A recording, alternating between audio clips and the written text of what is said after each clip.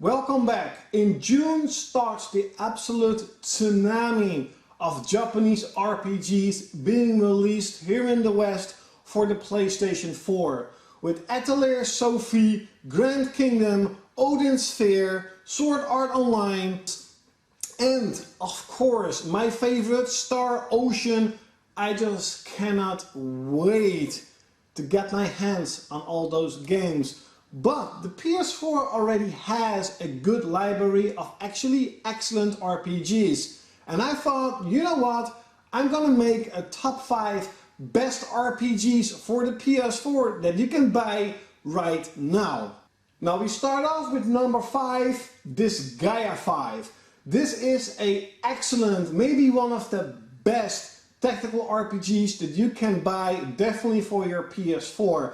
The only downside I have with this Gaia 5, and the reason why I am not playing it for dozens of hours, it definitely feels more of the same. I completed this Gaia 4 last year and then started this Gaia 5, and I'm just pretty much playing the same game. The characters and storyline are the best part and one of the biggest reasons why you should pick up this Gaia 5, even if you have all the Gaia games. But the combat system is refined to being absolutely perfect. Graphically it looks amazing, run fine. It's just a great action or tactical RPG with an incredible amount of content. On number 4 we have a traditional turn-based RPG finally. Digimon Story CyberSleuth. Now this is my first Digimon game ever. So in my opinion this is a breath of fresh air. I never played a Digimon game or a Pokemon-like game ever before, and this game is actually great.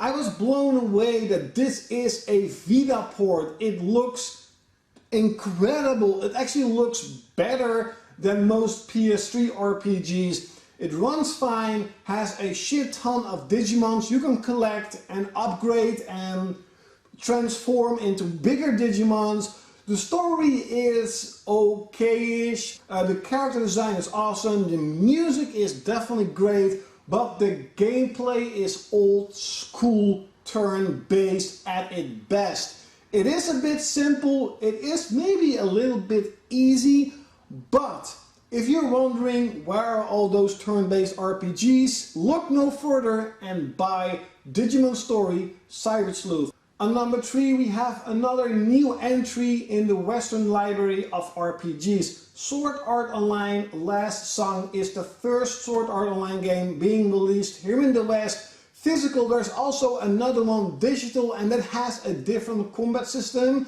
I've heard a better combat system, more like an RPG. But Sword Art Online is one of those games that I played more than 50 hours and actually need to play it a bit more. Storyline is meh, the character designs are awesome, the music is excellent, graphically it definitely looks like a PS3 game, but it is a port of a PS3 game.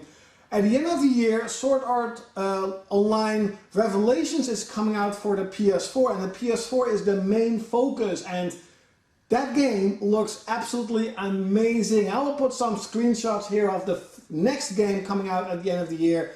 I cannot freaking wait. Also, Sword Art Online Last Song is more combat based. It definitely feels like an action RPG. You only have a couple of levels, but the levels are quite large.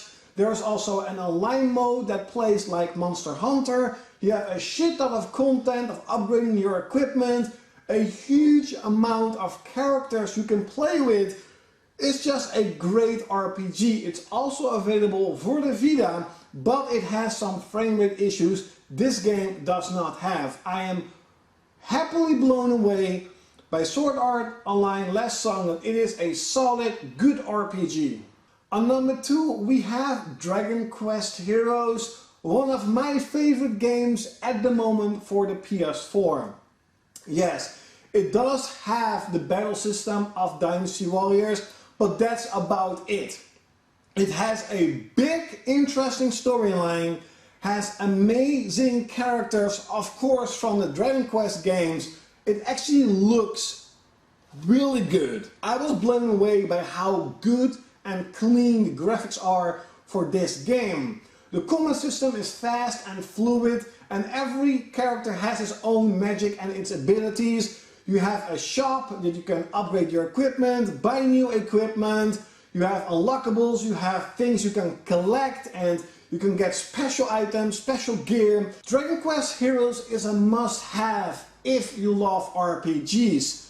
And if you love Dynasty Warriors but don't love RPGs, it's also a must-have because it does have the battle system. So on number 1, by far, we have Tales of Zestiria. And I know the reviews are saying this game isn't really that good, blah blah blah. But I absolutely loved this game. I loved the openness of the world. It really felt like an old school RPG, that the world is just freaking giant, almost never ending. The world actually was interesting, with actually interesting scenery. The storyline is interesting. This game, like all the Tales of games, are pretty big. It definitely takes up 40 to 50 hours to complete. A lot of side quests, the characters and the character designs are amazing. Music is beautiful, freakingly beautiful. The combat system is fast and fluid and a lot of fun to play. Tales of Zestiria is at this moment the must-have RPG for your PS4 or your PS3 or on the PC. So those are my top 5 best Japanese RPGs that you can buy at the moment for your PS4 until the tsunami of new RPGs are coming out in the beginning of June.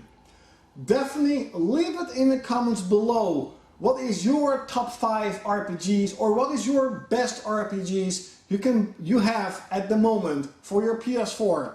And like always, you will see me next time. Finally, Final Fantasy 15 coming out this year. Finally! Hopefully it's a good game, Square Enix. Don't fuck it up. Trying it again, and you should support it. Let's unbox it.